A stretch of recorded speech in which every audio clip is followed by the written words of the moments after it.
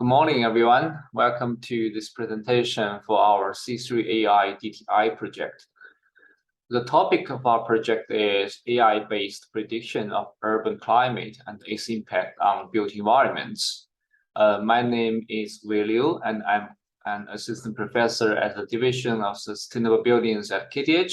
And this project is in collaboration with Professor Niklas Laversen, who is from the computer science at the Department of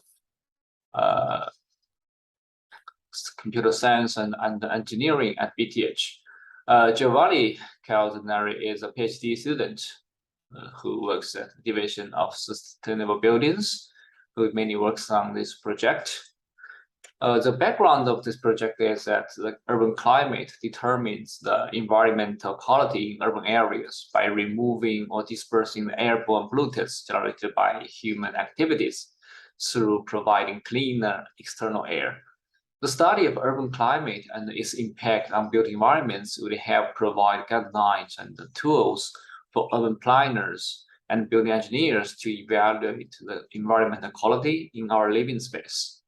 Given the practical difficulties of performing city-scale or multi-scale experiments, the accurate simulation and fast decision-supporting tools are urgently in need.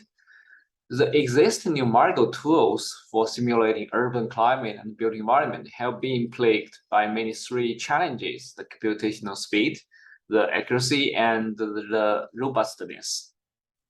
So the project objective in this study is to improve the fluid dynamic simulations in the urban or built environment, and the study of application of data-driven models in the urban or built environment. So we firstly conducted the literature review on the numerical simulation of the built environment, and we have published the review paper on this. We focused on the current status and all the possible application of deep learning in the built environment. So we first want to talk about what is CFD, the most popular numerical tool that used to simulate the airflow and the contaminant transport in the built environment. So it simulates the flow field to get to the properties of velocity, temperature, and pressure by solving the discretized physics equations called the Navier-Stokes equations. And there are two main approaches, like the DNS, the direct numerical simulation, which is the most accurate, but it is too expensive. In the contrast, the RANS model solves the averaged Navier-Stokes equation, so it is the industry standard, but it can only give the averaged flow fields.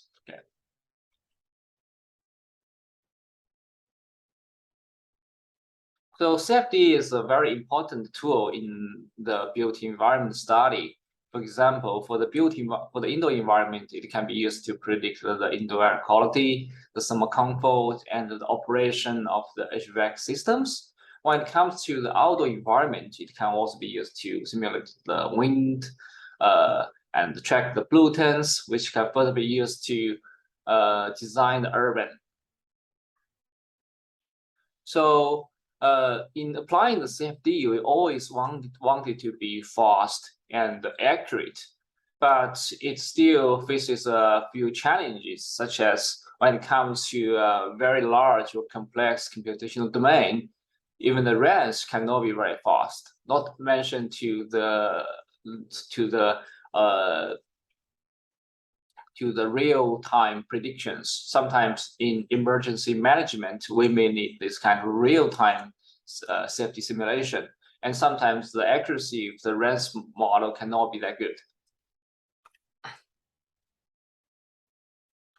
So the deep learning and data-driven models nowadays gained a lot of attention in the recent years. So you can train the model and leverage the huge quantity of the data. And our review found that in the built environment, the surrogate model has already been done it is able to realize the real-time predictions, but the accuracy is no good. For example, it has been applied in the vehicle to simulate the thermal comfort level, and it has also been applied to the outdoor wind simulations to reduce the wind forces and to improve the wind environment at the pedestrian level. But if we look at what's going on at the fluid mechanics, we can see more possibilities. For example, the surrogate model not only simply replacing the CFD, but also used together with the POD, the proper orthogonal decomposition or the superior resolution. And that's also the turbulence modeling, which means we can use the data-driven model to tune the constants, or we can use it to enhance the turbulence model and learn the behavior of the turbulence. So there is a much wider range of application in fluid mechanics, and we want to propose new methods in the built environment as well.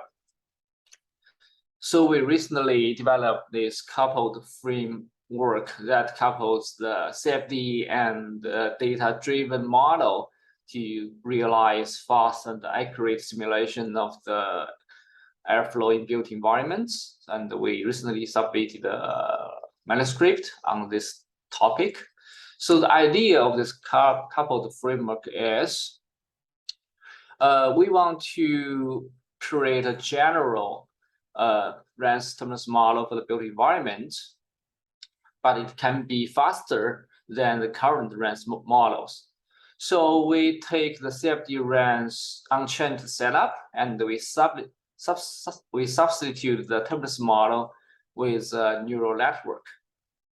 So then we can obtain this coupled deep learning CFD framework. So the neural network is inspired from this zero equation turbulence model, which determines the turbulence viscosity by using the velocity, magnitude, and the length scale. So it's a very simple model, and the neural network maps this function, and which is going to be more complex and appropriate than the zero equation model based on the data on which it's trained. So we first generate the synthetic CFD data from the validated CFD simulations, and then we train the model in the TensorFlow, and at last we implement this neural network in OpenFOAM, which is an open source CFD software. Okay. And to validate this coupled framework, we conducted several case studies. So the first one is a very simple model of a room with a heated object in the middle to simulate any possible heat sources in the built environment and also the furnitures. So we have a jet from the inlet and the thermal plume from this heated box. So it is a mixed convection case of the indoor airflow. We use this case to train the neural network, and then we apply the trained neural network and the framework to different flow scenarios. For example, the case B is a more advanced simulation of an office with displacement ventilation. So in this office, you can see we have the computer, we have the furniture, we have the occupants, we have the lamps. Okay. And the last one is a simulation of outdoor flow domain with an array of buildings.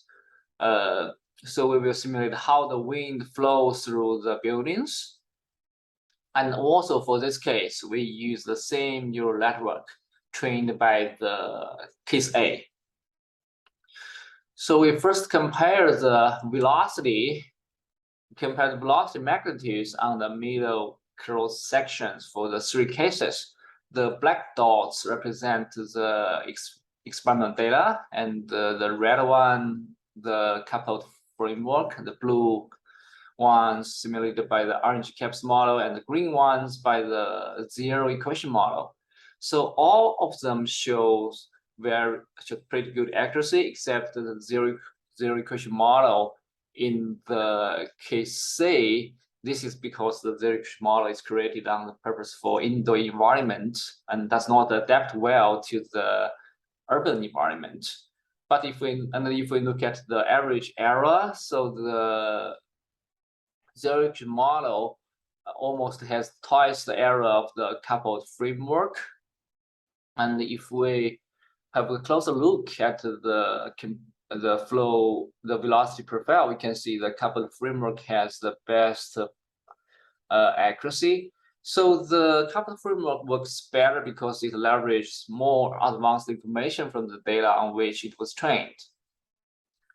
And further, if we have a look at the flow field by using this non-integral convolution filter, and we can say the flow separation after the last building is also different.